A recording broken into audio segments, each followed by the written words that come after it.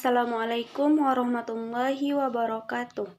Perkenalkan, nama saya Sanasti Marwah, saya dari Prodi Biologi Fakultas Sains dan Teknologi Universitas Islam Negeri Araniri, Banda Aceh. Di sini saya akan menjawab soal pertanyaan dari tugas UTS dengan mata kuliah Ekologi Perairan dengan dosen pembimbing Bapak Ilham Julfahmi, MSI.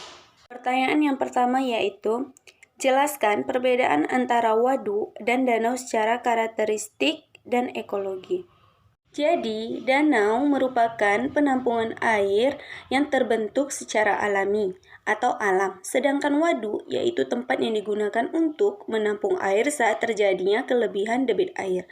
Jadi, kalau danau ini adalah alam, sedangkan waduk adalah buatan manusia. Dan yang kedua, sungai terdiri dari 3 bagian besar, yaitu hulu, badan sungai, dan hilir. Apakah ketiganya memiliki ekosistem yang sama? Jika tidak, mengapa? Jadi, jawabannya adalah dari sungai yang terdiri dari 3 bagian besar, yaitu memiliki ekosistem yang tidak sama. Karena ketiganya yaitu memiliki interaksi masing-masing. Mana pada hulu yaitu interaksi antara usaha peternakan sapi, perah atau produksi susu sapi, yaitu dengan komponen vegetasi di sekitarnya, seperti hutan sekunder, perkarangan, dan perkebunan. Dan hilir yaitu interaksi yang terjadi, yaitu sifatnya lebih kompleks, baik dari jenis komponen yang ada di dalamnya, maupun bagaimana proses interaksi itu berlangsung. Antara komponen dari hilir ini yaitu terjadi yang namanya timbal balik antara perkarangan rumah dengan pertanian atau sawah. Dan badan sungai yaitu interaksi antara keduanya, yaitu interaksi ini terkait dengan fungsi masing-masing bagian daerah aliran sungai tersebut. Selanjutnya yaitu pertanyaan yang ketiga. Jika tidak dikelola dengan baik, waduk berpotensi mengalami eutrosifikasi. Jelaskan mekanisme terjadinya eutrosifikasi tersebut dan apa dampaknya bagi biota perairan. Jadi, mekanisme eutrofifikasi merupakan masalah lingkungan hidup yang diakibatkan oleh limbah fosfat, yaitu khususnya dalam ekosistem air tawar.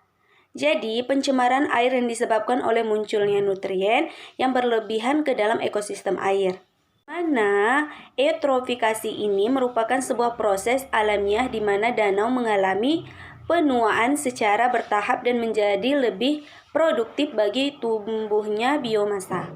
Adapun akibat atau dampak dari eutrofikasi ini yaitu banyaknya eceng gondok yang bertebaran di rawa-rawa dan danau-danau juga disebabkan oleh fosfat yang sangat berlebihan, yaitu mengakibatkan kualitas air di banyak ekosistem air menjadi sangat menurun.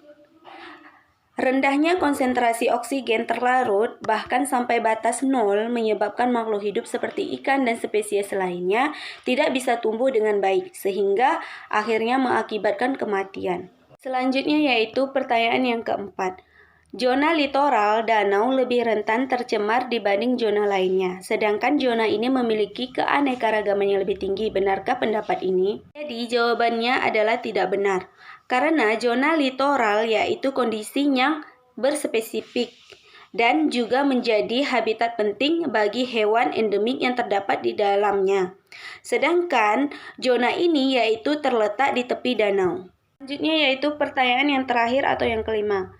Melindungi ekosistem perairan adalah tanggung jawab seorang muslim. Benarkah pendapat ini? Sertakan dalilnya. Jawabannya adalah benar.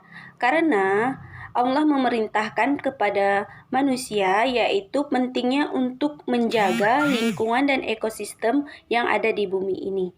Karena menjaga alam adalah fardu ain atau kewajiban perorangan, bukan fardu kifayah atau kewajiban yang sudah dilakukan oleh muslim yang lain, maka kewajiban ini akan gugur.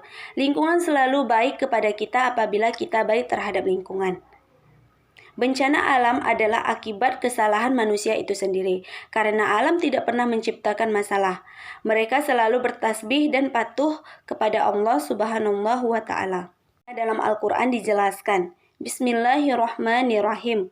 وَمَا أَرْسَلْنَاكَ إِلَّا رَحْمَةً لِلْعَالَمِينَ, yang artinya, dan kami tidak mengutus engkau Muhammad melainkan untuk menjadi rahmat bagi seluruh alam. Itu dalam Al-Quran Surah Al-Anbiya 21 ayat 107 bahwa Islam adalah agama yang membawa rahmat bagi semesta alam.